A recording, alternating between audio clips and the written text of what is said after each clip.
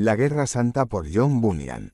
Parte 45. Viendo Diablo que sus capitanes y soldados, altos lores y valientes de renombre, tenían miedo, y se sentían aplastados por las piedras lanzadas desde las doradas catapultas del príncipe de la ciudad de alma humana, meditó y se dijo, intentaré atraparlos con lisonjas, intentaré cazarlos en mi red con adulaciones.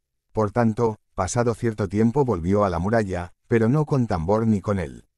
Capitán Sepulcro. Se había azucarado los labios y aparentaba ser un príncipe muy pacífico, con voz muy melosa, sin ningún designio maligno, sin deseo de vengarse de alma humana por las afrentas recibidas de parte de ellos. Su único motivo, decía, era el bienestar, beneficio y ventajas de la ciudad y de sus gentes.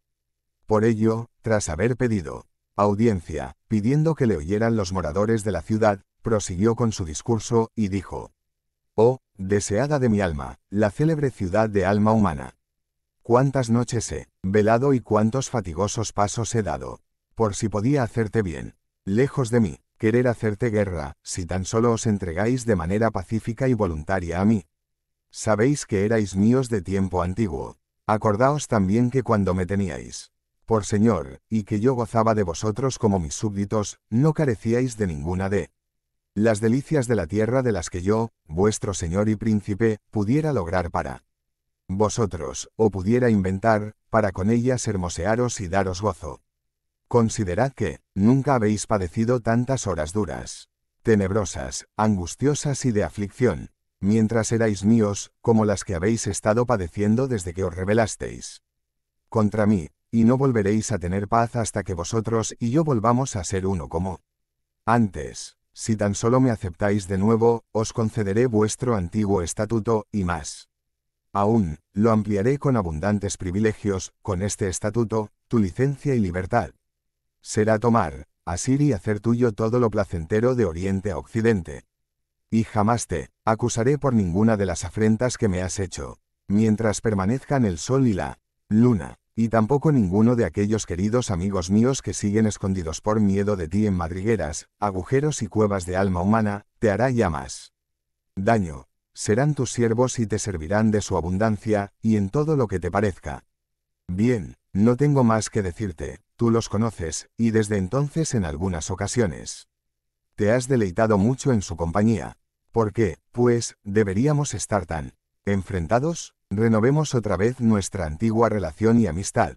Ten paciencia con tu amigo, me tomo ahora la libertad de hablar tan abiertamente contigo. El amor que te tengo me lleva a ello, como también el celo de mi corazón por mis amigos contigo. Por tanto, no me causes más problemas, ni a vosotros mismos os atraigáis más temores y terrores.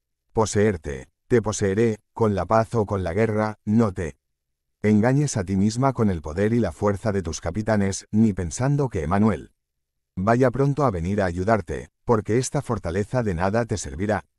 He venido contra ti con un ejército fuerte y valeroso, y todos los grandes príncipes del Averno están a su cabeza. Además, mis capitanes son más veloces que las águilas, más fuertes que leones, y más hambrientos de su presa que los lobos nocturnos.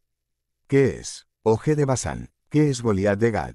¿Y qué son un centenar más de ellos frente al menor de mis capitanes? ¿Cómo entonces puede creer alma humana que escapará de mi mano y de mi poder? Habiendo Diablo terminado así su lisonjero, adulador, engañoso y mentiroso discurso a la célebre ciudad de alma humana, el lord alcalde le replicó de la siguiente manera: «Oh Diablo, príncipe de las tinieblas y maestro del engaño, tus mentirosas lisonjas ya las hemos probado de manera suficiente, y demasiado hemos gustado ya de tu destructiva copa, y si te escuchásemos de nuevo, y con ello quebrantásemos los mandamientos de nuestro gran Sadai para unirnos en afinidad contigo, ¿no nos rechazaría nuestro príncipe, echándonos de sí para siempre? Y siendo desechados por él, ¿puede acaso ser lugar de reposo para nosotros aquel que él ha preparado para ti?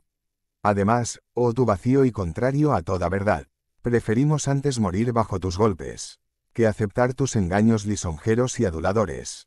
Cuando el tirano vio que poco iba a ganar parlamentando con mi lord alcalde, cayó presa de un arrebato de rabia infernal, y resolvió intentar asaltar otra vez la ciudad de alma humana con su ejército de dubitativos.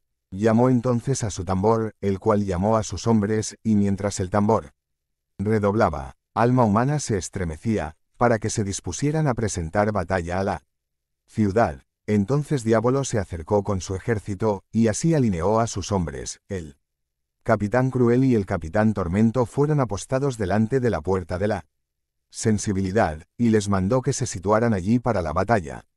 También dispuso que en caso necesario acudiera el capitán Inquietud.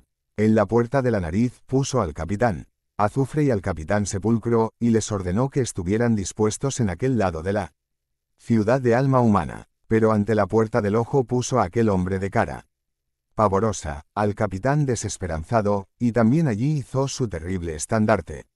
Era el capitán insaciable quien debía cuidarse de la impedimenta de Diablo, y también fue designado para custodiar a las personas y cosas que en cualquier momento pudieran ser capturadas al enemigo. La puerta de la boca la reservaban los habitantes de alma humana como puerta para efectuar salidas, por ello, la defendían enérgicamente, era por medio de ella y desde ella que los ciudadanos enviaban sus peticiones a su príncipe Emanuel. Era también desde la parte superior de esta puerta que los capitanes atacaban con las catapultas a sus enemigos, porque aquella puerta se levantaba sobre una eminencia, de manera que la situación de las catapultas en ella permitía hacer estragos en el ejército del enemigo.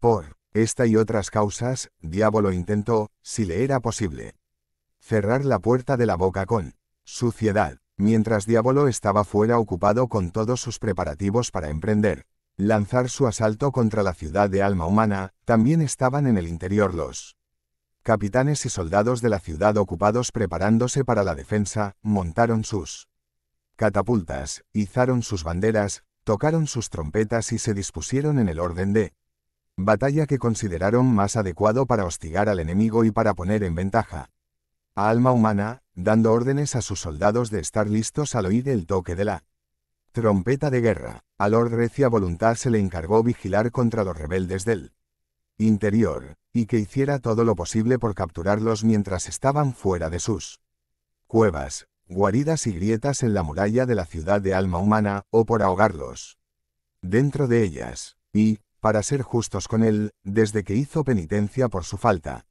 demostró tanta honradez y valor como cualquier otro en alma humana, porque apresó a un tal desenfadado, y a su hermano vivaz, los dos hijos de su siervo Diversión Inocente.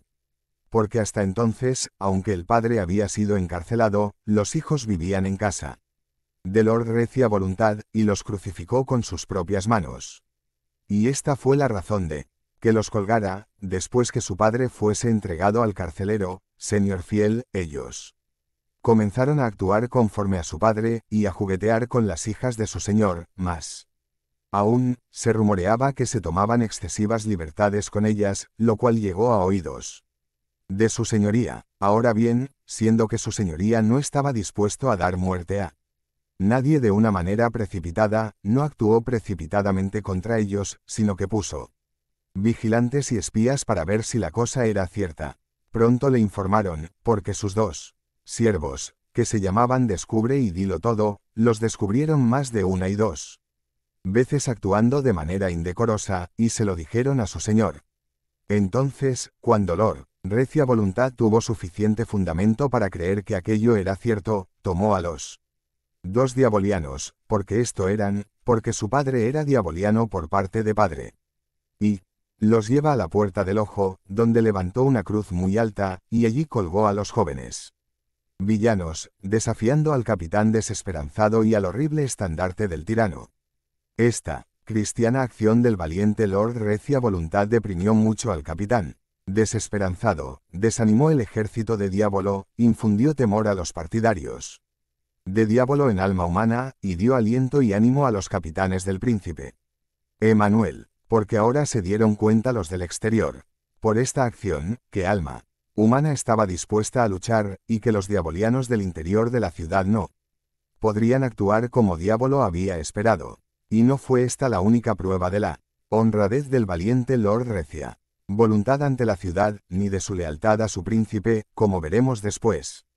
Entonces, los hijos de Prudente Parco, que vivían con el señor Mente, porque Parco Dejó a sus hijos con el señor Mente cuando lo encarcelaron, y sus nombres eran Agarra y Recoge Todo. Estos los engendró de la hija bastarda del señor Mente, que se llamaba señora Retén lo Malo, al ver cómo Lord Recia Voluntad había tratado a los que vivían con él. Intentaron fugarse para no correr idéntica suerte, pero el señor Mente, previendo esto, los tomó y los encerró en su casa hasta la mañana, porque esto ocurrió durante la noche, y, recordando que por la ley de alma humana todos los diabolianos tenían que morir, y, desde luego que lo eran por parte de padre, y algunos dicen que también por parte de madre, los encadenó luego, y los condujo al mismo lugar donde Lord Recia Voluntad había colgado a los suyos antes, y allí los colgó él también. Los ciudadanos también cobraron mucho aliento con esta acción del señor Mente, e hicieron lo que estaba en su mano para capturar a más de aquellos perturbadores diabolianos de alma humana, pero, para aquel entonces, el resto se mantenían tan escondidos y quedos que no se les pudo encontrar. Entonces dispusieron una guardia diligente, y se fueron todos a sus casas.